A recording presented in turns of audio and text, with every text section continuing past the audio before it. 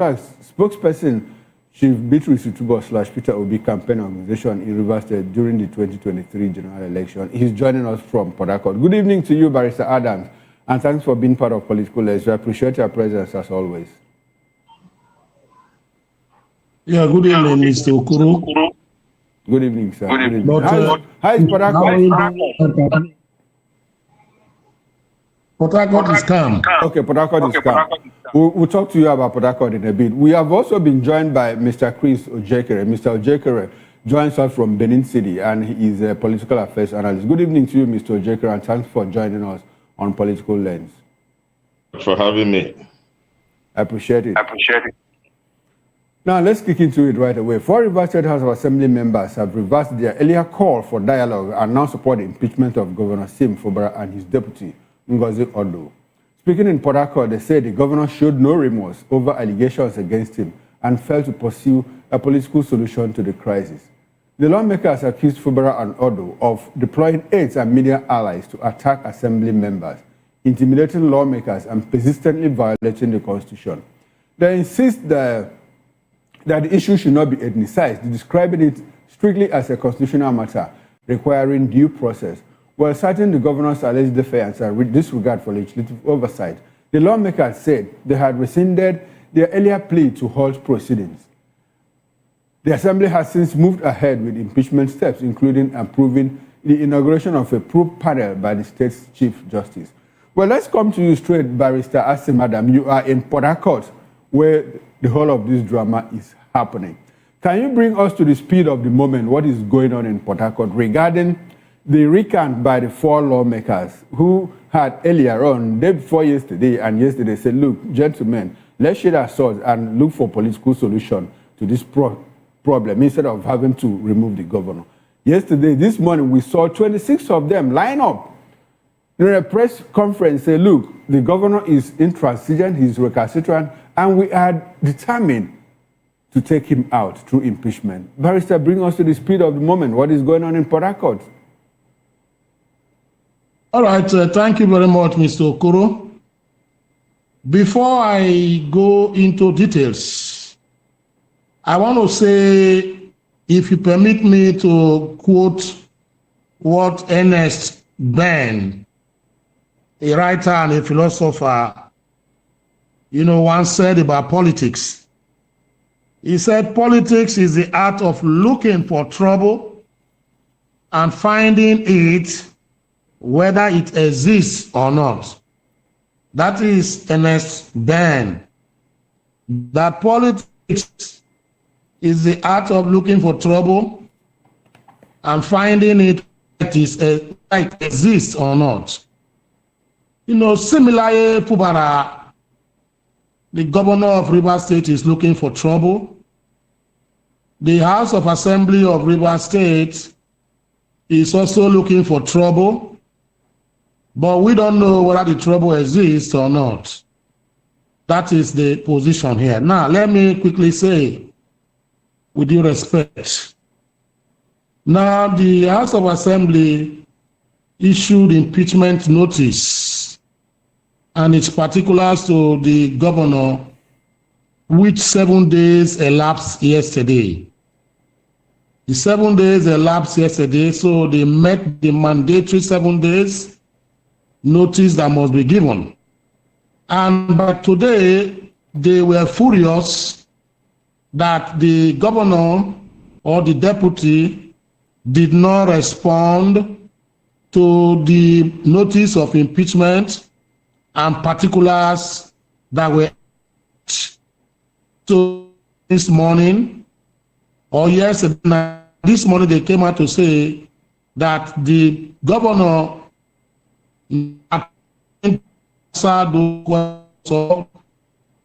gave against him like a query, not attempting to answer the query. And deputy governor means that he's looking at the assembly with scorn and disdain. So they now came together today to now do a plenary where they now got 2/3 majority, which is in tandem with Section 188, sub 1 to 9 where they, asked the CJ to now set up a 7-man committee to look into those gross allegations that were leveled against the governor. That is where we are. And we were watching the members of the House of Assembly today in the morning. We found out that 4 of them who earlier had said they wanted to dissuade their other members from carrying on with the impeachment, recanted, and they went back to their original position to now say that they support the impeachment because the governor is recalcitrant, obdurate, and at the same time behaving like a Congo Medusa. He does not feel that he feels that he's the Alpha and Omega, so he will not even answer them with contempt. So all of them came together today. And while we are trying to profile what's going to happen next, we saw a mysterious court order from a remote high court based in Obigbo. Obigbo is dragging boundary with Abia State and River State. So we got a ruling from that court, saying that the CJ should not carry out his functions. I'm sorry, that the CJ should not carry out his functions. Okay, go ahead, sir. Yes. Adams, go ahead. So I'm okay. That's where we are, sir. Okay, that's so you are still laughing. You seem to make light of the injunction that came from Obibo. Is a law court directing the CJ not to carry out, the constitution of a probe to investigate those allegations, breach of conduct that were levied against the governor. Why do you make light of it? Do you think that it's not binding on the CJ or what? It's a court order. Okay. It's a court order by virtue of section 287, sub 3.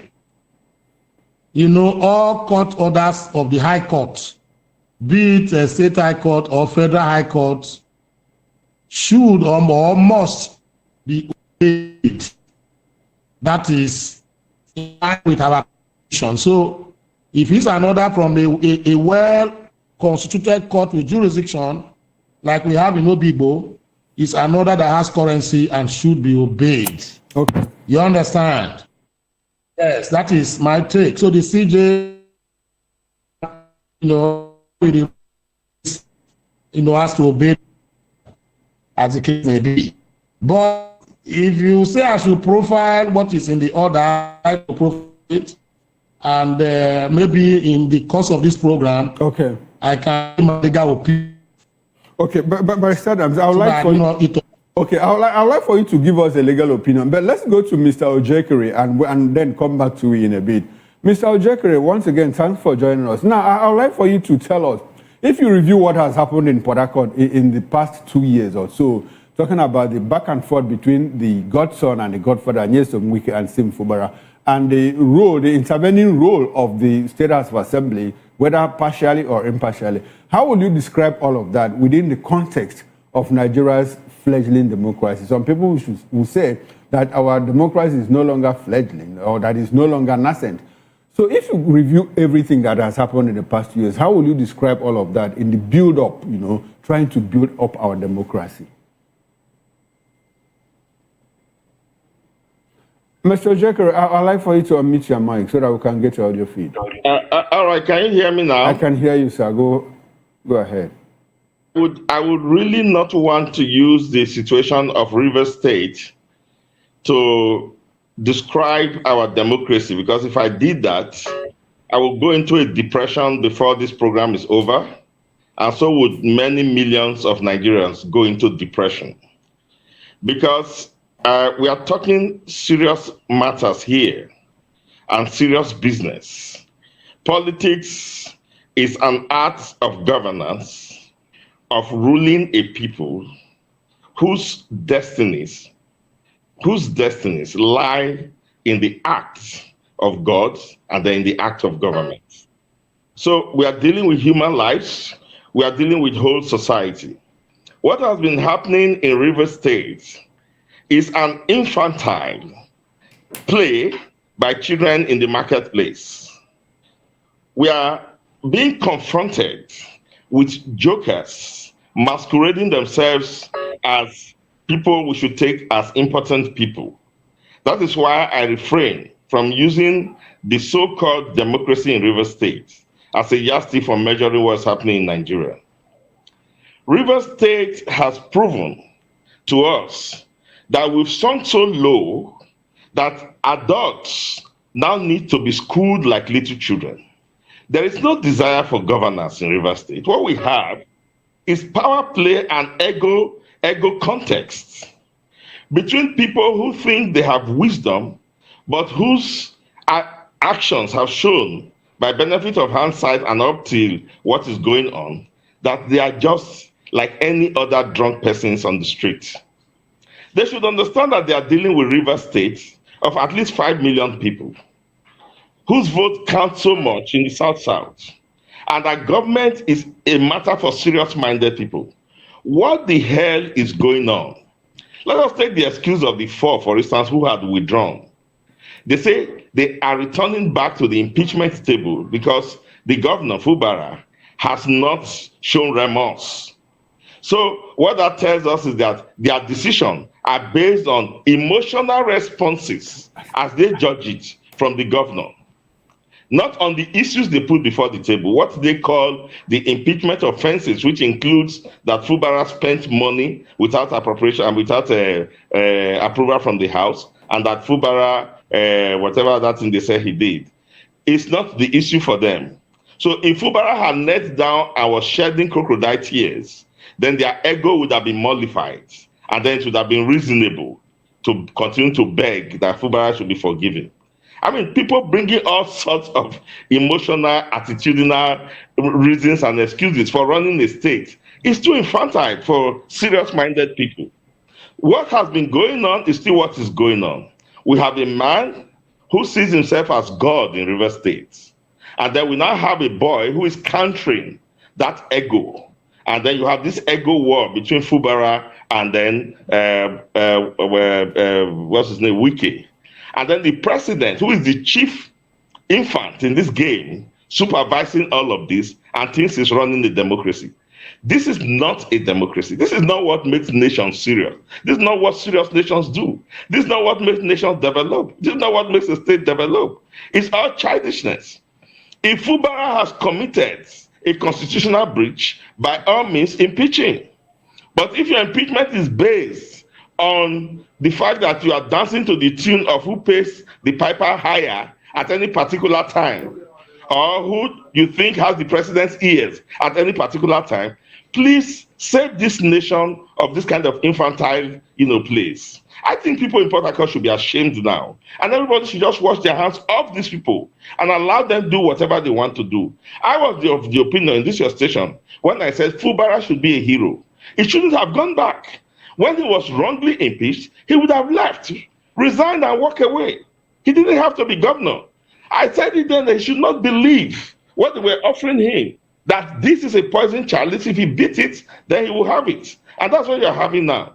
They are likely to impeach Fubara'S tomorrow. So they would have denigrated him from an illegal sack by the president. They would have now heaped up some constitutional excuses for impeaching him. All of these kind of games should not get the attention of any serious-minded people. We should call them out. We should tell them off. That what they are doing there is infantile, it's disgraceful, it's absolutely unexpected. Nobody's clapping for them. Mr. Jakere, I hate to button at this moment. You said something that is quite scary. You said that they are likely to impeach him tomorrow. Looks like you have information that is not available to us. Can you let us into all of that?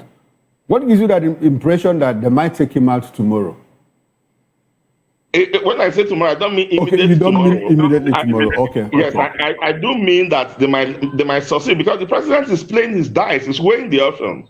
Whose loyalty do I crave more, and who is able to give me more votes in 2027 in Rivers State? If Fubara'S or Wike thinks that the president is concerned about what happens to them, then they are the naivest human beings I've ever met. The president is watching and is getting back information. He wants to know where he's secure, who he thinks will give him more votes and secure Rivers for him, and then to hell with the other party. That's Yes, exactly. And for Fubara to return to come and join in this kind of game, I'm disappointed. I should have walked away. That you don't have to be governor. You've been governor, you were elected, and then when all of these games started, leave it for Wike. That just the same way ADC have left PDP for Wike. He doesn't know what to do with it now. So we should not allow people to drag us to the mud. If you allow a pig to drag you to the mud while you are getting dirty, the pig is happy because that's its natural habitat. So Rivers State should sit down and be serious. And they should know that all of this kind of, are they not tired of this kind of shameful exhibition that they call democracy for 2 years? Mr. Jackery, yes. When people bring in the president into the fray, don't you think that the president has done enough? He has called both parties collectively, he has called them individually, and they are unyielding. What else should the president do?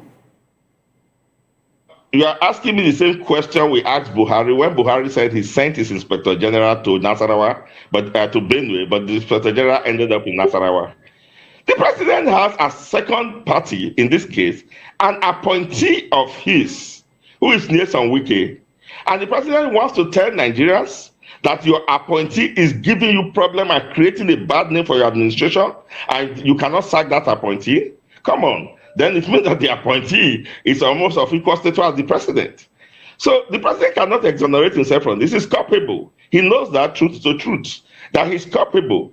If Nyesom Wike is not listening to the president, he should sack Nyesom Wike. After all, he went ahead to sack a constitutionally elected, democratically elected governor, much against the constitution. Is it his appointee that he has power to sack that he cannot sack? So you can see that what they are doing is just, it's so annoying. We should be thinking of a nation, we should be thinking of a state. Mr. And how we Decker. can sit down and properly interpret our constitution to achieve results. Okay. And we are doing Wike, Fubara for 2 years. Okay, Chris. Now, somebody listening to you will walk away with the impression that Wike is the problem. Is that what you are saying? For the president to take him out completely, out of the equation? Does it look like Wike is the only problem in this drama? I don't even think that Wike has enough language courtesy not to implicate himself every time he speaks. Wike just comes short of saying, look, I am the God of rivers, and if you don't do my bidding, you will never have peace in rivers. Wike is the problem. The House of Assembly started having problem with Wike, with Fubara, after Wike told them that there was a problem.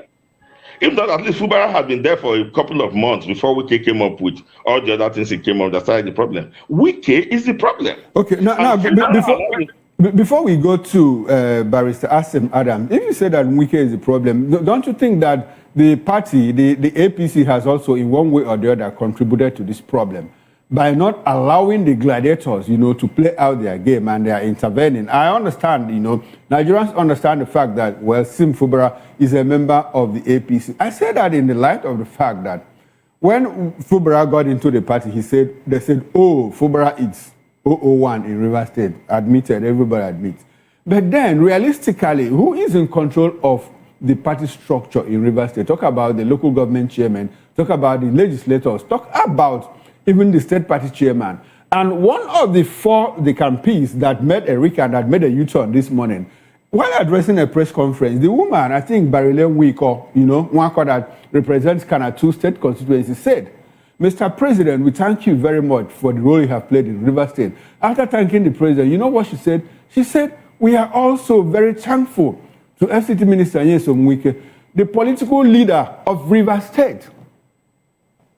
Is that not an admission that Wike is still the political leader of River State? So why shouldn't they just sit down at the table, the governor and Wike, who seems to be the leader, so to say? Why can't they sit at the table and say, okay, let's mend fences and just move the state on? Why is it difficult for both of them to do that?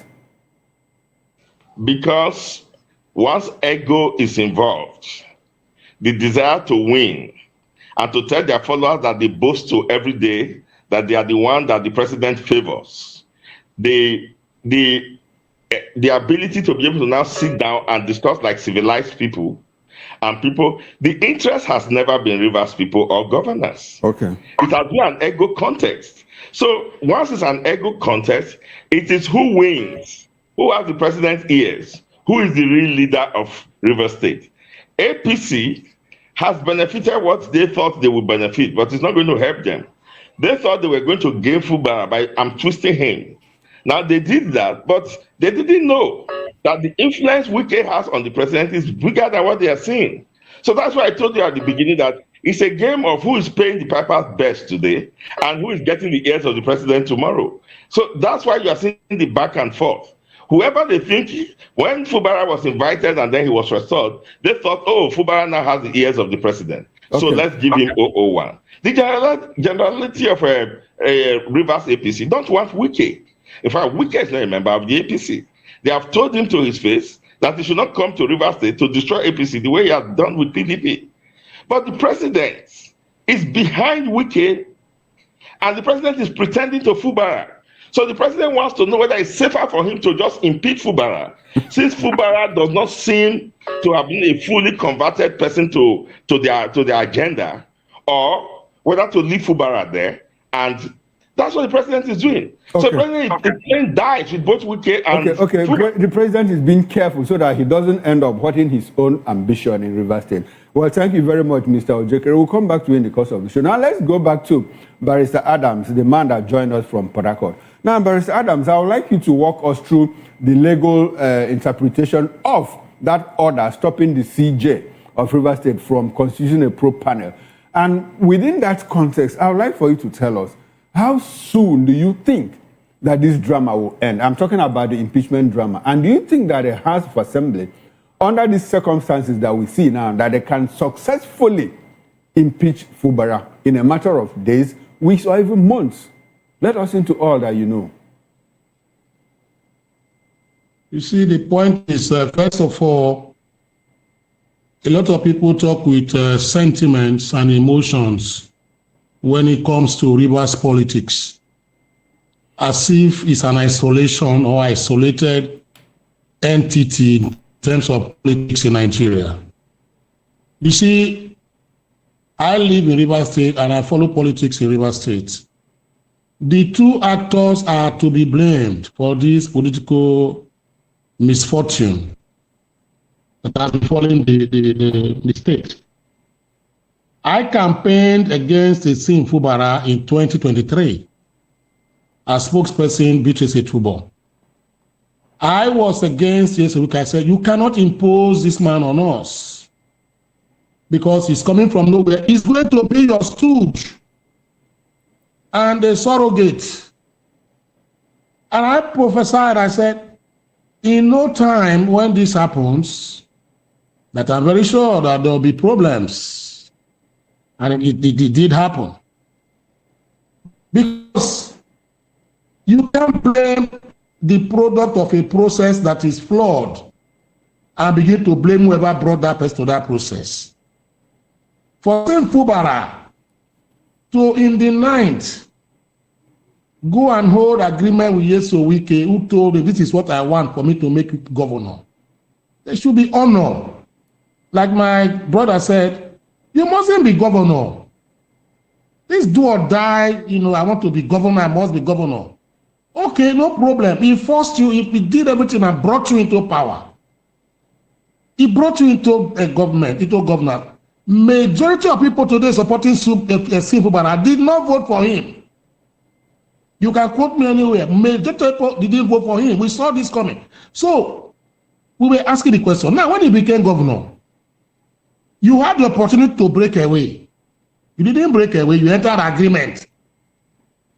And the funniest is that in this agreement, the supporters don't even know.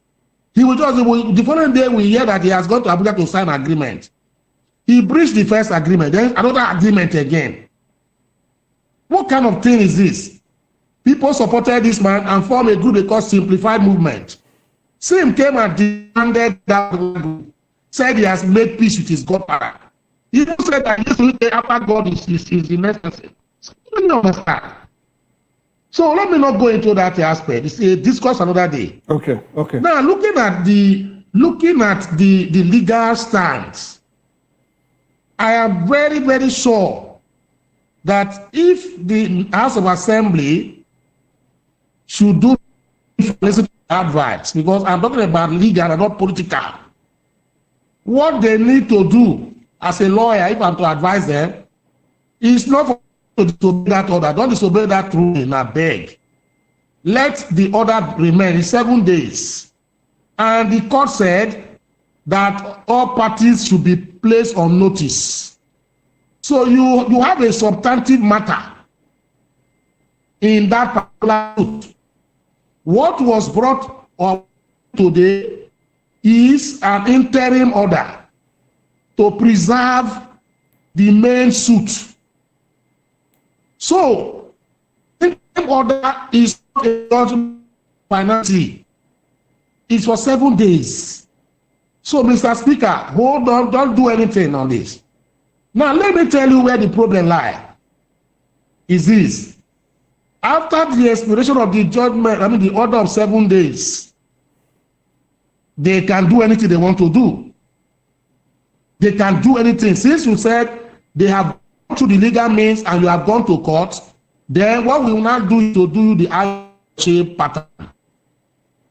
He was impeached. We will do Ladoja. Within 4 hours, he was impeached. People impeached. Was impeached. Before court judgment came that the impeachment was unlawful, nobody spent their whatever.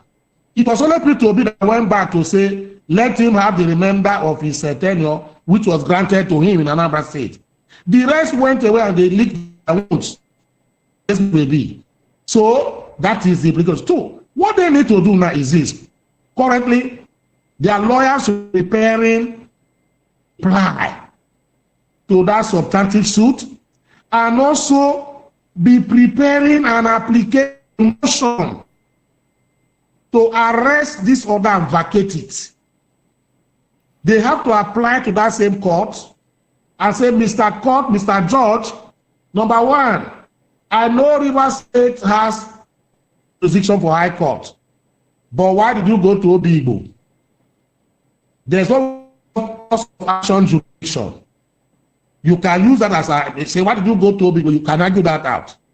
They can also do what now?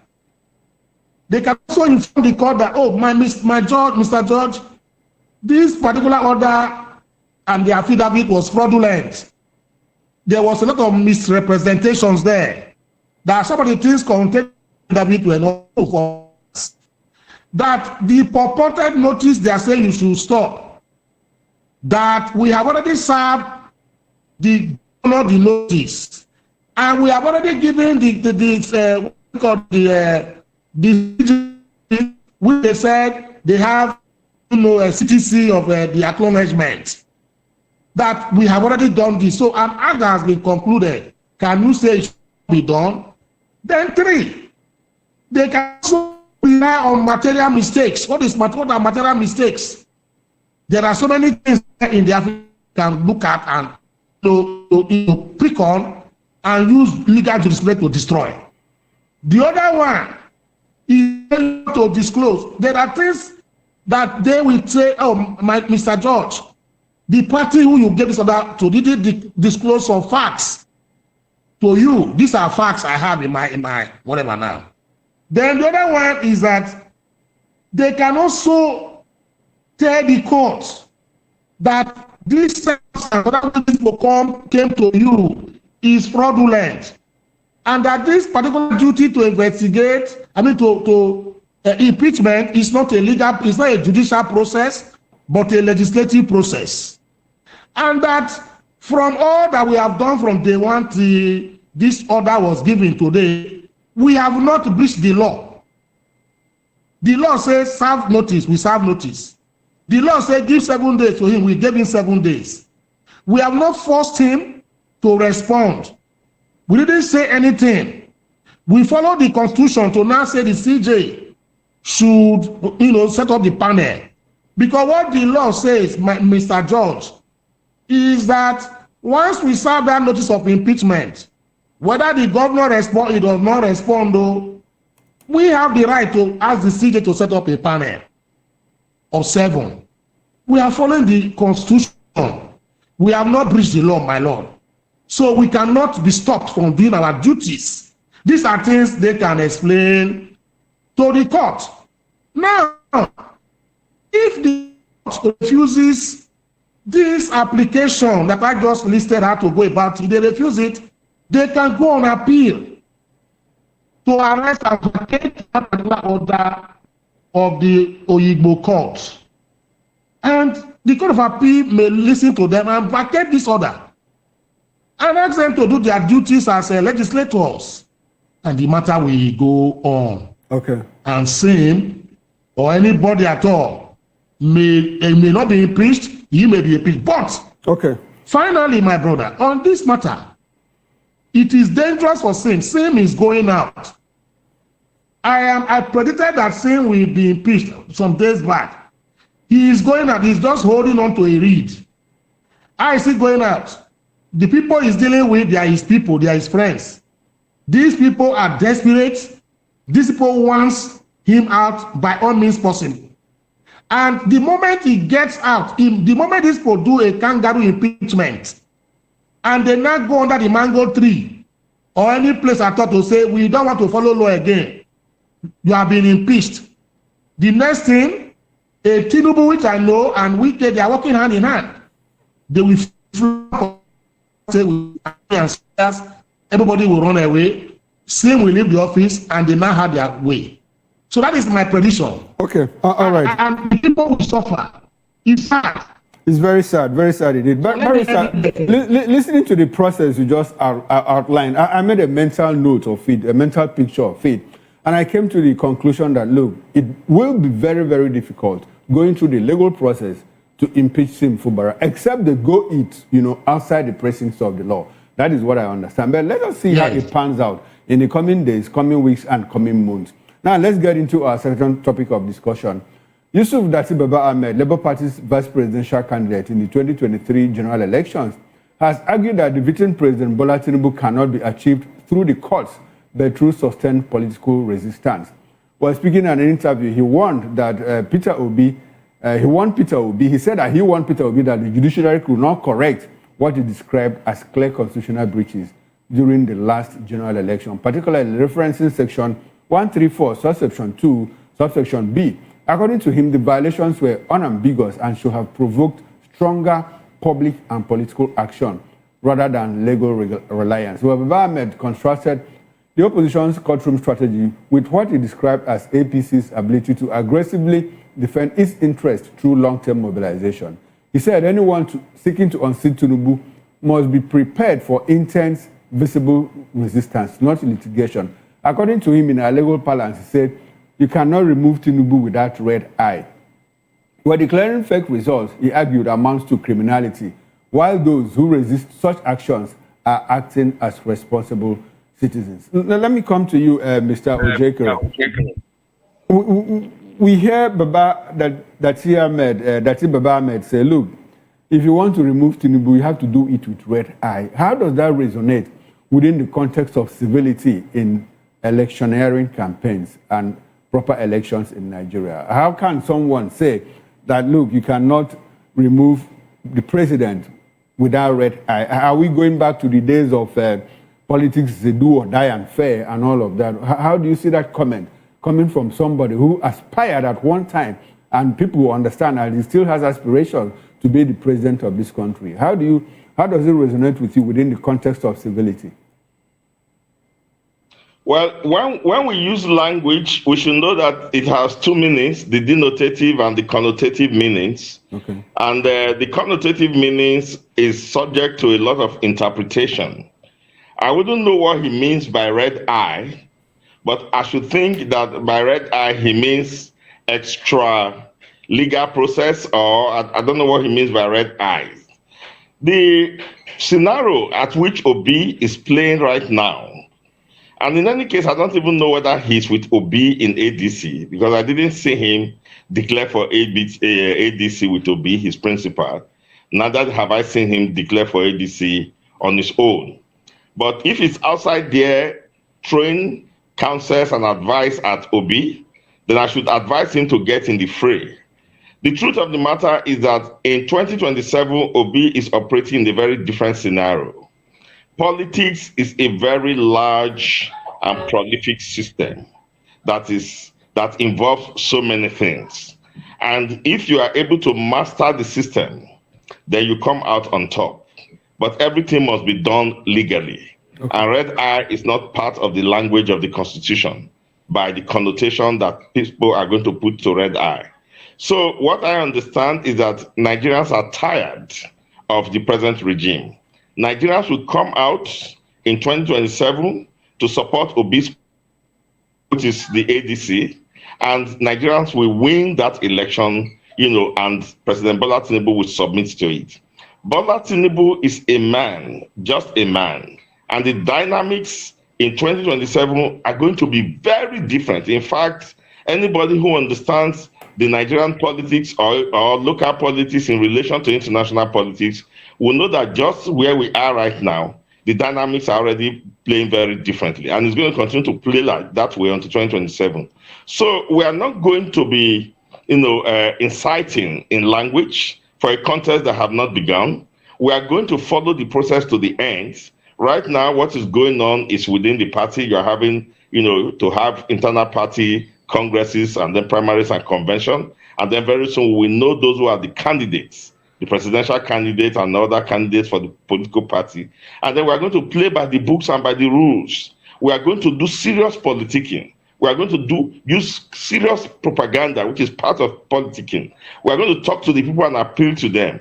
And then we are going to convince the people that there's a reason why Tinubu must go in 2027. I don't think the people need too much convincing. Okay. So, after the election of 2023, Nigerians had to have reason to call Baba Ahmed Dati to order, because he seemed to be a bit incendiary in his language, perhaps because of his age, I don't know.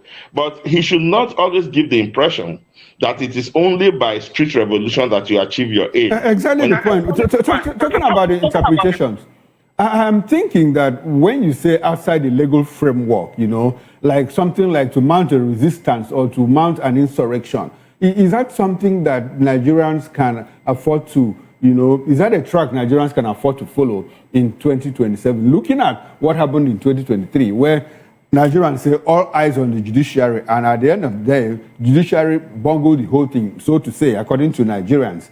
And is it a track that Nigerians might just, resort to in 2027 if they feel, rightly so, based on what they saw in 2022 and 2023 and what they might see in 2027, that the institutions of government were apparently captured in favor of the ruling party? Is it a track that they might follow? Well, how do you see it coming? I don't second guess. It's because for every precedent or antecedent you cite as an example, there's a parallel precedent and antecedent. The Obi he's advising got all his political mileage from using the court processes, and they favored Obi when he was in Anambra State. So the fact that in 2023 we have one such case where the court case was manipulated doesn't mean that the scenario is going to be the same in 2027. Okay. We like crossing our bridges after we reach there, not before. We don't want to create tension in the land when things look. You as I said earlier, Nigeria don't need too much persuading.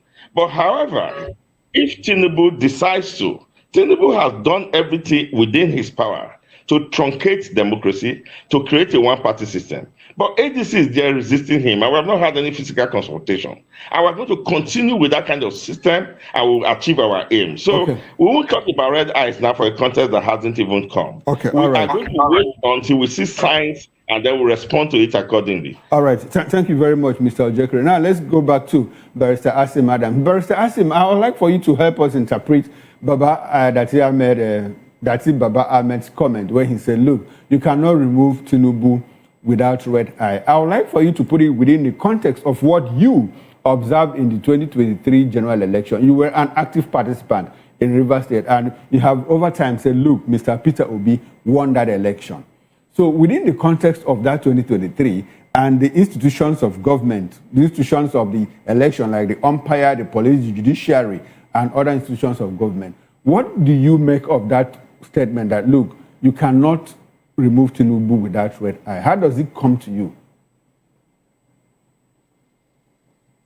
You see, Dati Ahmed spoke in Proverbs He didn't say, it doesn't mean that the red eye is like the red eye we are talking about. And I support and I agree with him. Okay.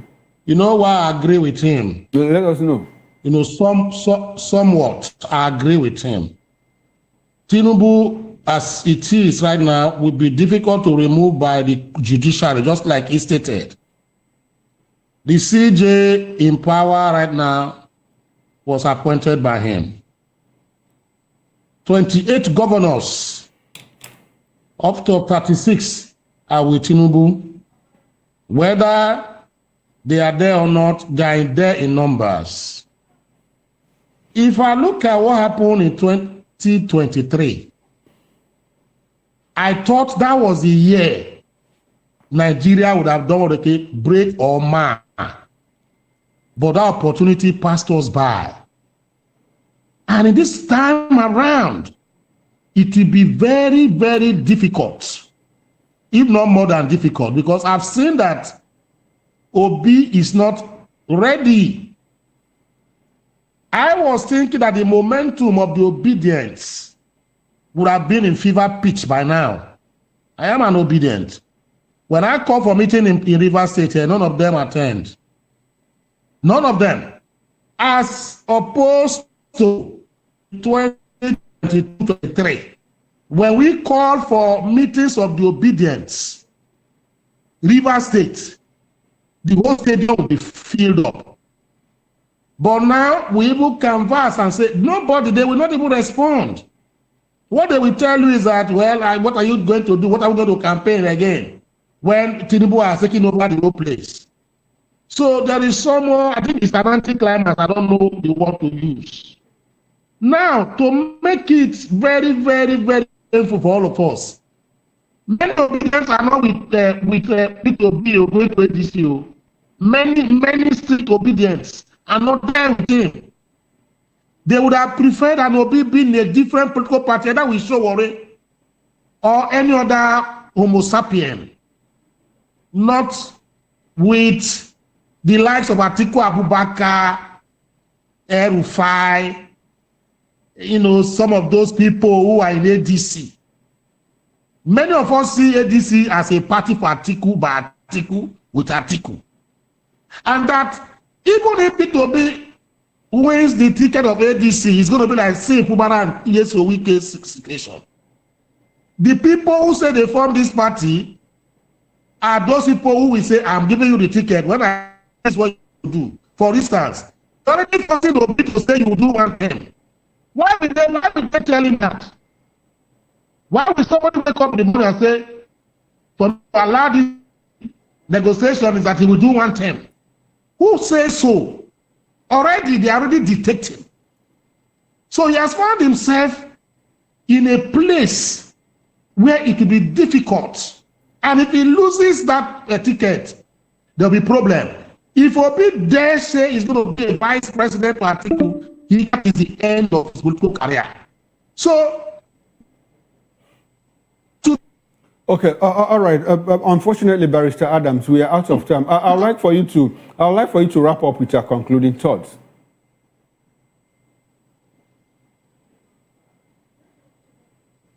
Okay, unfortunately, we've lost connections with Barrister Asim Adam. Let's go back to Mr. Ojekere. Mr. Chris Ojekere, can you give us your concluding thoughts, like in 30 seconds? Well, I would say that those people who think that they are wiser than Peter Obi should learn from him. In any case, just to debunk one thing the barrister said, it was Peter Obi who first made a proposal that he's ready to do one term as president. It was not the ADC who dictated to him on that. So Peter Obi is a wise man, and he's taking the right steps. And it will be clear to everybody that he has done so. Okay. All right, thank you very much. This would be a good place to anchor this conversation. I must say a very big thank you to you, gentlemen, Barrister Asim Adams, constitutional lawyer and political affairs analyst, who joined us from Port Harcourt, and Mr. Chris Ojekere, political affairs analyst, who joined us from Benin City. We appreciate your presence and ask you to enjoy the rest of your evening and your weekend as well. Now, on behalf of the backroom staff, the technical director, the bus manager, the ingest engineer, the sound manager, I am Chukuma Okoro. Up next is Issues with Nena Ndimduto. From me, bye-bye. Enjoy the rest of your weekend. I'll see you on Monday, 8 o'clock, on the morning show. Bye.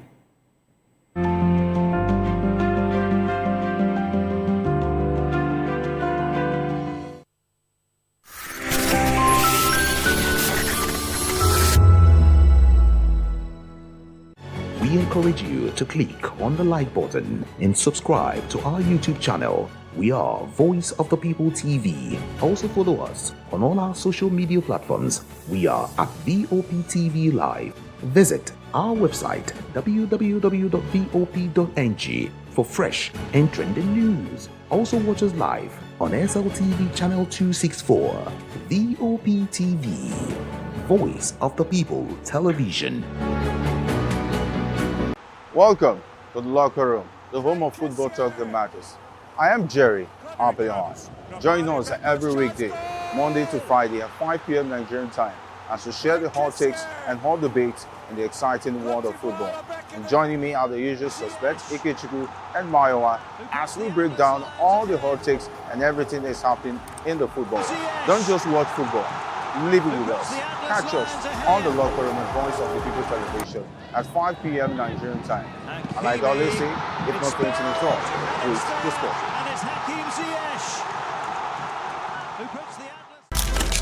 In a world where power shifts with every headline. In a nation full of questions. In a world filled with noise, the truth needs a voice. The policies that shapes our world and the economy that determines our future. Every hour, every day, the grapevine keeps buzzing.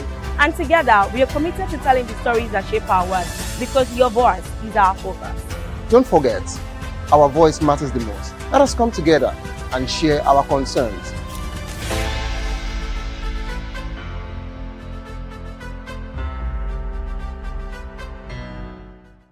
In a world where truth is the ultimate power and opinions scream the loudest, it's time to wade through the noise. Hunger no get tribe! Hunger no get religion! And scan the human interest and trending topics that matter. Stay tuned to The Issues, your plug to the stories making the buzz, from politics to science and technology, social justice, and more.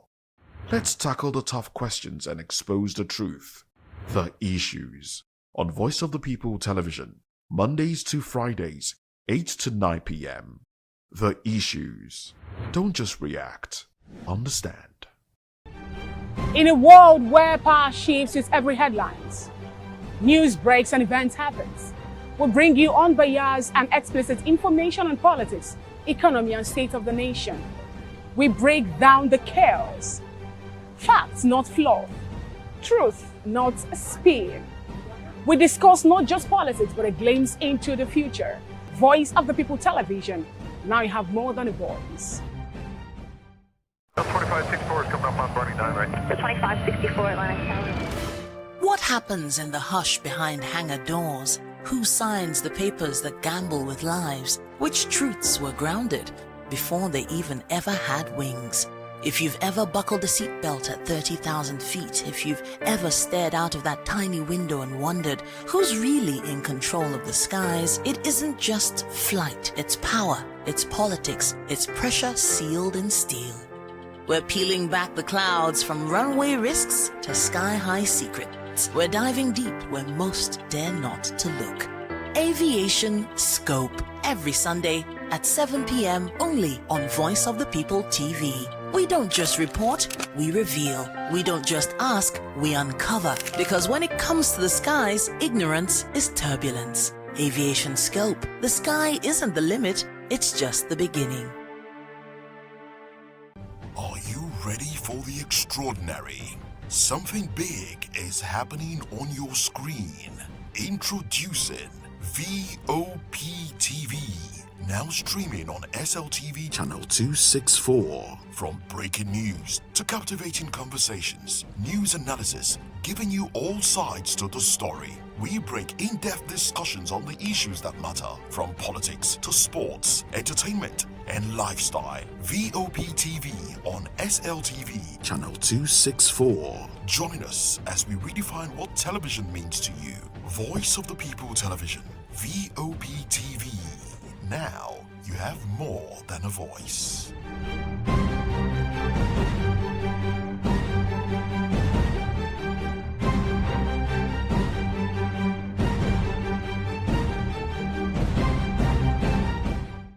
I'm Sarah Nystrom from Sweden, aka Chief Omobawale, Communication Queen.